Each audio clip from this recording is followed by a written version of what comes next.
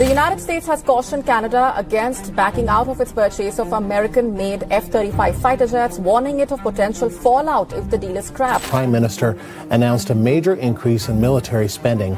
Canada's Auditor General says the F-35 fighter jet program is proving far more costly than planned. Ottawa is sticking to its plan to buy Lockheed's F-35 fighter jets. So last week, Prime Minister Mark Carney ordered a review of Canada's contract to buy 88 F-35 fighter jets. No one was prepared for what happened next. Not Washington's defense analysts, not Ottawa's military planners, and certainly not the experts who believed Canada's fighter jet decision was already set in stone. The world assumed Canada's future in aviation was a closed chapter, predictable, conventional, and firmly aligned with America's expectations. Then, Sweden made an announcement so sudden and so disruptive that it sent a jolt through NATO, rattled officials in the United States, and completely altered Canada's long-term air power strategy. It wasn't framed as a friendly gesture or a minor proposal. It was a direct challenge to the status quo, a strategic ambush that forced Canada to rethink everything it believed about modern air defense.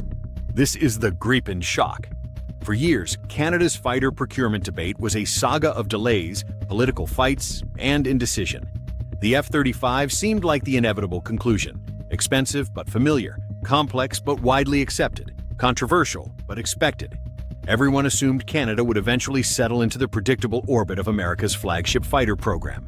But Sweden arrived with an offer no one saw coming.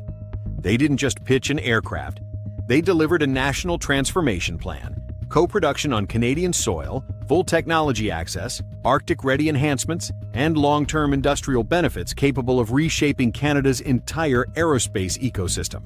It was not just about buying jets, it was about rewriting Canada's strategic identity. The shock didn't begin with a headline. It began quietly, almost silently. There was no ceremony, no ribbon cutting. Sweden's defense delegation simply walked into a room in Ottawa and presented a proposal that stopped conversations mid-sentence. Instead of a standard military procurement package, they offered something far more significant: the opportunity for Canada to assemble and co-produce the Gripen E at home, with full access to mission systems, maintenance, electronic warfare libraries, and sovereign control over upgrades. The air changed.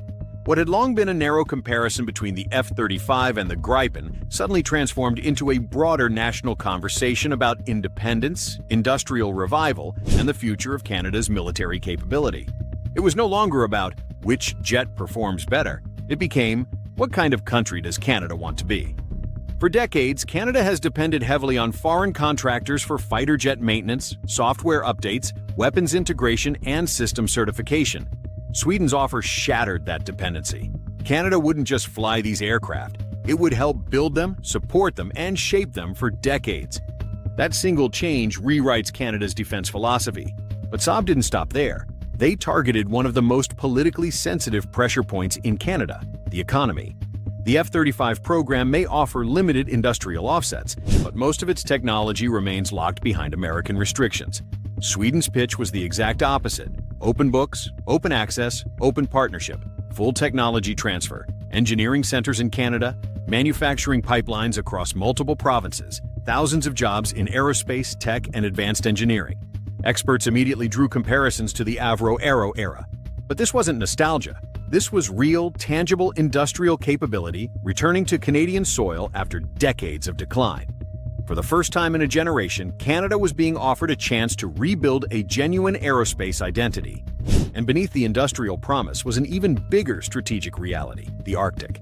Canada's north is no longer a remote frontier. It is becoming one of the world's most important geopolitical battlegrounds. Melting ice routes, increased navigation, territorial tensions, and heightened Russian military activity have transformed the Arctic into contested territory. China has quietly begun its own long-term economic push into polar regions. The stakes are higher than ever. In this environment, Canada cannot rely on aircraft designed for warm climates, large support bases, or tightly restricted maintenance systems. Then came the most surprising twist of all. Sweden promised interoperability with NORAD and NATO while still giving Canada complete sovereignty over mission data, software, and upgrade authority. In modern warfare, the ability to program your own fighter jet without foreign approval is one of the rarest and most valuable forms of military independence. Some F-35 operators cannot modify certain systems without U.S. authorization. Sweden is offering Canada the keys to the entire software brain of the aircraft. That level of control is almost unheard of. But what elevates Sweden's proposal into historic territory is not the aircraft itself, it's the long-term vision behind it. Sweden is not offering a one-time procurement deal. It is offering a multi-decade defense partnership, one that grows, evolves, and expands. Saab made it clear that Canada would have sovereign access to mission data files, electronic warfare libraries, and upgrade authority. Very few nations hold this level of control over their fighters. And in an era where electronic warfare decides battles long before the aircraft even see each other, owning the software is more important than owning the hardware. All of this is unfolding as the Arctic becomes more unstable. Russia is expanding northern bases, SAM networks, and surveillance platforms. China is investing in Arctic shipping and research. Europe is rearming at a pace not seen since the Cold War. The world is heading into a new era of military competition. Canada needs a fighter that can operate independently in some of the harshest conditions on Earth. One that can survive without large bases, operate far from major supply lines, and remain reliable even in deep winter deployments. The Gripen E was built for environments exactly like that. It was tested in Sweden's Lapland under brutal winter conditions. Its design emphasizes simplicity, reliability, low maintenance, and operational flexibility. And unlike heavier, maintenance-intensive fighters, the Gripen doesn't need a massive support network to stay mission-ready. Global air power doctrine is also shifting. Conflicts in Europe and rising tensions in the Pacific have shown that nations cannot rely solely on ultra-expensive, high-maintenance fighters. They need flexible, modular jets that can be deployed quickly, affordably, and reliably. Sweden sees the Gripen E as that backbone fighter and wants Canada as a co-architect of its long-term development. Sweden rarely offers these deep industrial and technological partnerships. Their willingness to do so with Canada signals that they see Ottawa as a strategic Arctic partner, not just a customer. They see Canada as a nation capable of shaping NATO's northern defense strategy for the next half-century. And that is why the stakes are enormous. Canada isn't choosing between two aircraft. It is choosing between two national futures. One is predictable but dependent. The other is sovereign, innovative, economically transformative, and strategically independent. Sweden didn't just join the conversation, it detonated it, blowing apart assumptions held by Canada, NATO, and the United States. Now Canada stands at a defining moment. The Gripen E proposal is more than a procurement offer. It is a chance to realign Canada's defense strategy, rebuild its aerospace industry, reclaim its Arctic autonomy, and gain full sovereign control over its fighter systems. Sweden has fundamentally rewritten the terms of the debate. Canada must now decide whether to continue down the familiar path of dependency or step boldly toward independence, industrial renewal, and long-term national strength. Whatever Ottawa ultimately chooses, one truth is undeniable.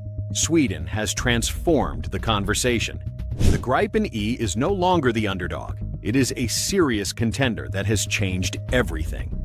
If you want more deep-dive documentary-style breakdowns like this, make sure to like, subscribe, and stay tuned. The global defense landscape is shifting fast, and the next major twist may already be on its way.